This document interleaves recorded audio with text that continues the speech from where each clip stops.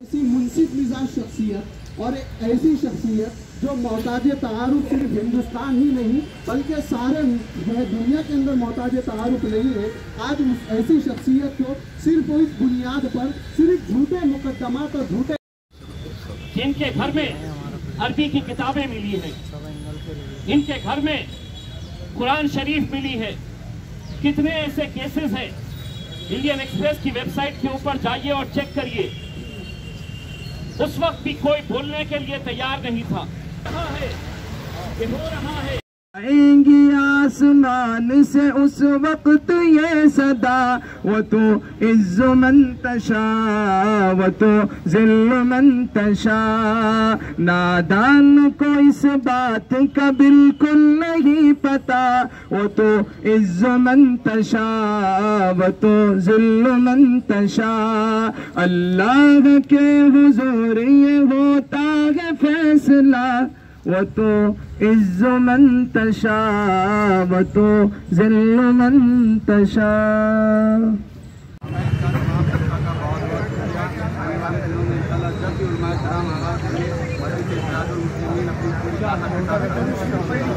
तेरा मेरा रिश्ता क्या, ला इलाहा इल्लल्लाह। तेरा मेरा रिश्ता क्या, ला इलाहा इल्लल्लाह। तेरा मेरा रिश्ता क्या, ला इलाहा इल्लल्लाह।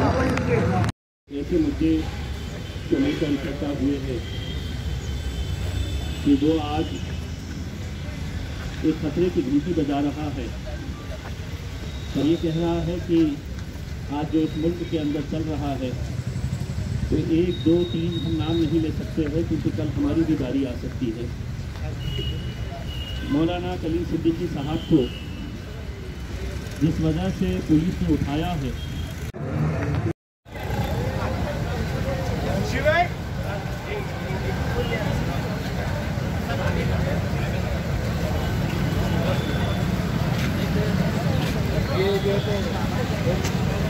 तो गुजारिश करूंगा कि वो इज़हार ख्याल फरमाएं। एमडी तैयब इशरह ली सदरी वयस्सिर ली अमरी वहलुल उक़दतम मिन लिसानी यफ़क़हू क़ौली। आज जिस मुनासिबत से हम लोग यहाँ जमा इतिहास का प्रतीक था और इतिहास का प्रतीक है, लेकिन मौजूदा दौर की हुकूमत ये हमेशा से चाहती है कि इस मुल्क को तोड़ा जाए, मुसलमानों को इस मुल्क से अलग किया जाए।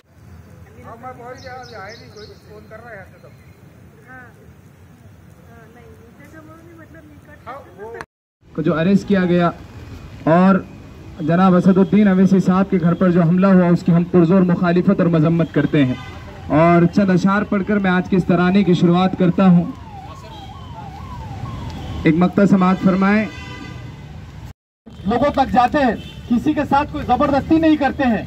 आज उनके ऊपर तरह तरह के इल्जामात आयद किए जा रहे हैं। उनको फंडिंग कहाँ से आ रही है ये बताया जा रहा है, उनके लिंक्स कहाँ से है ये बताया जा रहा है। उन नादानों को ये नहीं मालूम कि आज 20 साल से मौलाना आज किस कदर हिंदुस्तान के अंदर अपनी खिदमत को अंजाम दे रहे हैं। लेकिन कहीं ना कहीं डर इस बात का है कि हकीकत से अगर लोगों के सामने आ गई, अगर सारे के सारे लोग इंसाफ पसंद हो गए तो हिंदुस्तान में इन दहशतगर्दों का कुछ नहीं रहने वाला है। तो इसी बात को लेकर बैरिस्टर असदुद्दीन अवैसी साहब के मकानात के ऊपर भी हमले किए जाते हैं।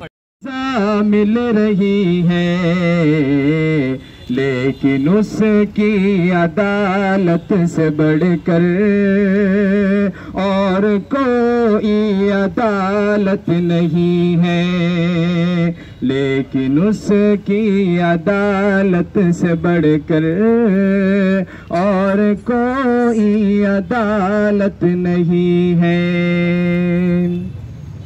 नादान को इस बात का बिल्कुल नहीं पता, वो तो इज़्ज़ु मन तशा वो तो ज़िल्लु मन तशा।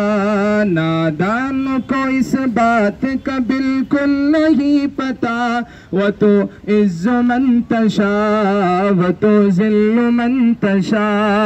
अल्लाह के हुज़ूर ये होता है फैसला, वो तो इज़्ज़ु मन तशा वो तो ज़िल्लु मन तशा। झूठी नवाजिशात की बारिश फुजूल है, उसको जलील करने की साजिश फजूल है। झूठी नवाजिशात की बारिश फजूल है, उसको जलील करने की साजिश फजूल है। कलीम का कदम कदम पे मददगार है खुदा, असद का कदम कदम पे मददगार है खुदा। वो तो इज़्ज़ मन तशा वो तो ज़िल्ल मन तशा। नादान को इस बात का बिल्कुल नहीं पता, वो तो इज़्ज़ मन तशा वो तो ज़िल्ल मन तशा। इज्जतमाब शख्सियत जो मुसलमानों के रहनुमा है मौलाना कलीम सिद्दीकी साहब को उत्तर प्रदेश की पुलिस ये कहकर उनकी गिरफ्तारी कर लेती है कि मौलाना साहब जो है वो धर्म परिवर्तन का काम कर रहे हैं। इस मुल्क के अंदर पिछले 70 सालों से ये हमारा अपना मुल्क है। अब 70 सालों के अंदर कोई सरकार ये बता दे कोई एक एग्जाम्पल कि जहाँ पर ज़ोर ज़बरदस्ती करके किसी का धर्म परिवर्तन मुसलमानों की तरफ से किया गया है। लेकिन एक बात आप अच्छी तरह से जानते हैं कि उत्तर प्रदेश में चुनाव आने वाले हैं। वो लाशें जो गंगा के किनारे के ऊपर तैर रही थी, जिन हमारे हिंदू भाई बहनों की माताओं की लाशें उस गंगा के किनारे तैर रही थी और जिसे कुत्ते नोचकर खा रहे थे, ये तस्वीरें कोई दुनिया से छुपी नहीं है, पूरी दुनिया के अंदर ये दिखाई गई थी। अब किस मुंह से जाएंगे अपने वोट बटोरने के लिए?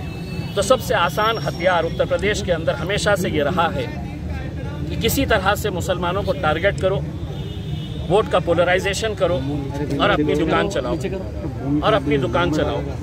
यही काम पिछले न जाने कितने सालों से ये चलता हुआ आ रहा है और उसी की एक कड़ी के तहत मौलाना कलीम सिद्दीकी साहब को गिरफ्तार किया गया है। दूसरी बात यह है कि हमारे पार्टी के अध्यक्ष बैरिस्टर असदुद्दीन अवैसी साहब 130 करोड़ की आबादी के अंदर महज 550 के करीब एमपीज़ होते हैं जो उस ऐवान के अंदर जाकर बैठने का शर्फ हासिल करते हैं। उनका घर 34 अशोका रोड, बिल्कुल घर के सामने पुलिस स्टेशन है। घर के सीधे तरफ हिंदुस्तान के इलेक्शन कमीशन ऑफ इंडिया का ऑफिस है। पूरे मुल्क का सबसे हाई सिक्योरिटी एरिया पूरे मुल्क का तो पार्लियामेंट के अतराफ जहां एमपीज़ को रहने के लिए दिया जाता है, वहां पर दिन दहाड़े 15 लड़के आते हैं जो अपने आप को हिंदू सेना के कार्यकर्ता बताते हैं, हाथों में हथियार लेकर। और उनकी हिम्मत और जुर्रत देखिएगा कि पूरी चीज़ों को वो वीडियो रिकॉर्ड करते हैं। असद साहब के घर के ऊपर हमला किया जाता है।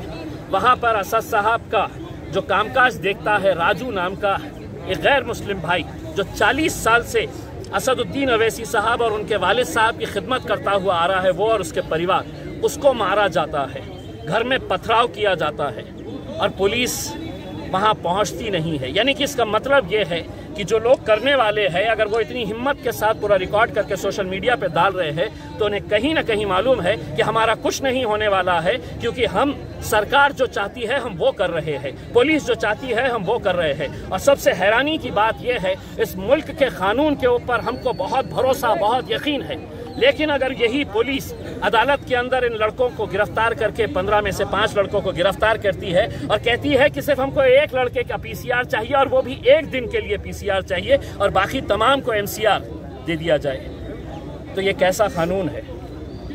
अगर एक एमपी दिल्ली के अंदर, इस मुल्क की राजधानी के अंदर सुरक्षित नहीं है तो आम इंसान की क्या हालत होगी?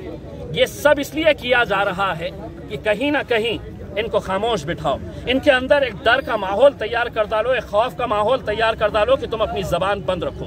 और सिर्फ वहीं पर नहीं, मैं औरंगाबाद की पुलिस के ऊपर भी वही इल्जाम लगाता हूँ। जब गरीब व्यापारियों की मदद करने के लिए हम जाते हैं तो 9 सेक्शंस मुझ पर लगाए गए और किसके बोलने के ऊपर, किस मंत्री का फोन किस पुलिस ऑफिसर के पास आया, ये अदालत के अंदर इनको साबित करना पड़ेगा। रात में 12 बजे 9 सेक्शंस मेरे ऊपर लगाए गए और ये कहा गया कि मैंने हथियार का इस्तेमाल किया, जबकि जो लोग हथियार इस्तेमाल कर रहे हैं सही मानों में उनके ऊपर कुछ नहीं, उनको सीधा MCR दे दिया जाता है। तो ये सिर्फ कोशिशें हैं कि मजलिस इत्तेहाद उल मुस्लिमीन के हम खामोश बैठने वाली जमात नहीं है, हम बोलते हैं और इंशाअल्लाह इसके बाद और ताकत के साथ बोलेंगे हम। बस हमको खामोश करने के लिए ये सब षड्यंत्र। सर, आरक्षण का मामला था और यही जगह थी, तमाम लोग राष्ट्रवादी कांग्रेस सब एक साथ आए थे, आप किसको इल्जामात लगाकर इस मुल्क के सबसे बड़े जय्यद आलिम दीन मौलाना कलीमुद्दीन सिद्दीकी साहब की गिरफ्तारी की जाती है। साथ ही इस मुल्क के माइनॉरिटीज़ की सबसे बड़ी आवाज़, जिसे लोग बैरिस्टर असदुद्दीन ओवैसी साहब के नाम से जानते हैं, इनके घर पर जो हाई सिक्योरिटी जोन है उनके मकान पर हमला किया जाता है। ये दोनों ऐसे वाक़यात हैं जो मुल्क के संविधान को कमज़ोर करते हैं, या जो लोग देशभक्ति के दावा करते हैं ये उनके देशभक्ति के दावों को खोखला करते हैं। दरअसल इस किस्म की जो आतंकवादी हरकतें हैं ये देश को अंदर ही अंदर कमज़ोर करती जा रही है। मजलिस इत्तेहादुल मुस्लिमीन ने आज औरंगाबाद में ये MP इम्तियाज़ जलील साहब की क़यादत में एक जो धरना आंदोलन रखा था, हम इसके ज़रिए प्रशासन और शासन को यही मैसेज देना चाहते हैं कि अपनी मनमानी करने के तरीक़े अब नहीं चलेंगे। इस मुल्क का आम नागरिक, चाहे वो हिंदू हो चाहे मुसलमान हो, वो जाग चुका है और वो अपने हकूक़ को हासिल करना अच्छी तरीके से जानता है। जब देश का संविधान इस बात की आज़ादी देता है कि आप अपना धर्म कबूल करें या कोई और धर्म कबूल करे, तो किसकी क्या जवाबदारी बनती है कि वो उसको रोके। अगर मौलाना को फंडिंग के नाम पर फंडिंग के इल्ज़ाम में गिरफ़्तार किया गया, तो ये देश की जांच एजेंसियां क्या कर रही है? मौलाना आज से नहीं बल्कि कई सालों से जो है तो लोगों में दीन की दावत का काम कर रहे हैं। अगर ये फंड्स का कहीं से बेजा इस्तेमाल करे होते तो ये देश की जो जांच एजेंसियां बैठी है उनकी जिम्मेदारी थी कि ये पहले से उसकी एजेंसी जांच करते, लेकिन ये सब बहरहाल यूपी इलेक्शन के पेश नज़र किया जा रहा है। एक मरतबा फिर देश में हिंदू और मुसलमान का कार्ड खेलने की कोशिश की जा रही है। इस देश के माइनॉरिटी को मैसेज देने की कोशिश की जा रही है कि आप अपना मुंह बंद रखें, बसूरत दिगर आपके खिलाफ इस किस्म के सख्त एक्शन हो गए। लेकिन अब देश का नागरिक जाग चुका है। मजलिस इत्तेहादुल मुस्लिमीन आज इस धरना आंदोलन के ज़रिए यही मैसेज देना चाहती है कि इस किस्म की हरकतें बर्दाश्त नहीं की जाएगी। आज हमने बहुत छोटे पैमाने पर कोविड के रूल्स रेगुलेशन का फॉलो करते हुए बहुत छोटे पैमाने पर यहाँ धरना आंदोलन लिया है, लेकिन अगर बहुत जल्द मौलाना की गिरफ्तारी ख़त्म नहीं की जाती है और बैरिस्टर असदुद्दीन ओवैसी साहब पर हमला करने वालों, उनके घर पर हमला करने वालों के खिलाफ सख्त कार्रवाई नहीं की जाती है, तो बहुत जल्द लाखों की तादाद में लोग सड़कों पर उतरेंगे और फिर सोई हुई सरकार को जगाने का काम करेंगे। मेरा नाम शारिक नक्शबंदी, शहर अध्यक्ष MIM। आपकी डिमांड क्या है? हमारी डिमांड ये है कि इस मुल्क में जो गैर कानून नाम की कोई चीज़ नहीं है वो ख़त्म हो चुकी है और इस सिलसिले में उमर गौतम साहब को ज़बरदस्ती गिरफ्तार किया गया, मौलाना कलीम अहमद सिद्दीकी साहब को ज़बरदस्ती गिरफ्तार किया गया और एक मेंबर ऑफ पार्लियामेंट जो सिलेक्टेड नहीं है, इलेक्टेड है, उसके घर पर दिल्ली की सरजमीन में खुलेआम जानलेवा हमला किया गया। उनको जान से मारने की नाकाम कोशिश की गई। हमारी गुजारिश ये है, हम बहुत ही अमन और सुकून के साथ अभी डिमांड कर रहे हैं कि इनके खिलाफ एक्शन लिया जाए। उमर गौतम साहब और कलीम अहमद सिद्दीकी को बगैर किसी शर्त के वो रिलीज किया जाए और इनको छोड़ा जाए। मौलाना, आज जो एहतजाज हुआ, काफ़ी सारे तादाद थी यहाँ पर, कौन कौन से तंजीम ने इसमें हिस्सा लिया? इसमें जो तंजीमात है हमारे शहर में, दोनों जो जमीयतुल उलमा है उसके जिम्मेदार थे, अहले सुन्नत वल जमात के जिम्मेदार थे, रज़ा अकेडमी के जिम्मेदार थे, इमारत शरिया के लोग थे, मदारिस के लोग थे, उसके अलावा तंजीम अइम्मा मसाजिद के लोग थे। तकरीबन जितनी दीनी जमातें हैं वो सारे के सारे एक आवाज़ होकर आज के इस प्रोग्राम में अल्हम्दुलिल्लाह जमा हुए थे और सब इस बात से मुत्तफिक हैं जो तहरीक चलाई जा रही है। सियासी जमातें भी मौजूद थी, सियासी जमातें मौजूद थी। अब ये यहाँ पर मसला जो है, मसला वो नहीं है, मसला ये है कि कौन सा काम किया गया। 2 लोगों को गिरफ्तार किया गया और एक मेंबर ऑफ पार्लियामेंट के घर पर जानलेवा हमला किया गया। सारी सियासी जमातों के जिम्मेदार भी अल्हम्दुलिल्लाह यहाँ मौजूद थे और इसके अलावा गैर मुस्लिम बिरादरान वतन जो अमन पसंद है वो भी मौजूद थे। अगर आपकी डिमांड पूरी नहीं होती तो अगला कदम क्या है? अगर हमारी डिमांड पूरी नहीं हुई हम देखेंगे और ये जितनी जमातों के जिम्मेदारान हैं इंशाअल्लाह इनसे मशवरे के बाद हम कानून के दायरे में रहते हुए सख्त कदम भी उठा सकते हैं। आज जो एहतजाज हुआ है, आपकी डिमांड क्या है?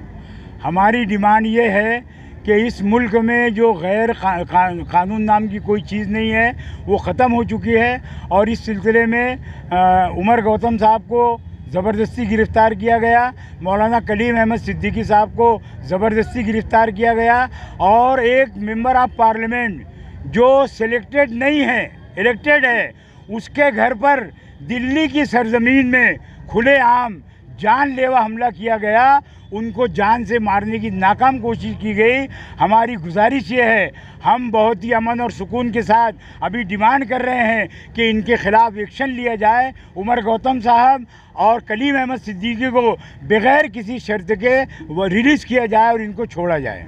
मौलाना, आज जो एहतजाज हुआ, काफ़ी सारे तादाद थी यहाँ पर, कौन कौन से तंजीम ने इसमें हिस्सा लिया? इसमें जो तंजीमात है हमारे शहर में, दोनों जो जमीयतुल उलमा है उसके ज़िम्मेदार थे, अहले सुन्नत वल जमात के ज़िम्मेदार थे, रज़ा अकेडमी के ज़िम्मेदार थे, इमारत शरिया के लोग थे, मदारिस के लोग थे, उसके अलावा तंजीम अइम्मा मसाजिद के लोग थे। तकरीबन जितनी दीनी जमातें हैं वो सारे के सारे एक आवाज़ होकर आज के इस प्रोग्राम में अल्हम्दुलिल्लाह जमा हुए थे, और सब इस बात से मुत्तफिक हैं जो तहरीक चलाई जा रही है। सियासी जमातें भी मौजूद थी? सियासी जमातें भी मौजूद थी। अब ये यहाँ पर मसला जो है, मसला वो नहीं है, मसला ये है कि कौन सा काम किया गया।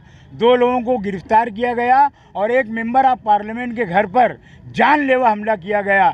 सारी सियासी जमातों के ज़िम्मेदार भी अल्हम्दुलिल्लाह यहाँ मौजूद थे, और इसके अलावा गैर मुस्लिम बिरादरान वतन जो अमन पसंद है वो भी मौजूद थे। अगर आपकी डिमांड पूरी नहीं होती तो अगला कदम क्या है? अगर हमारी डिमांड पूरी नहीं हुई, हम देखें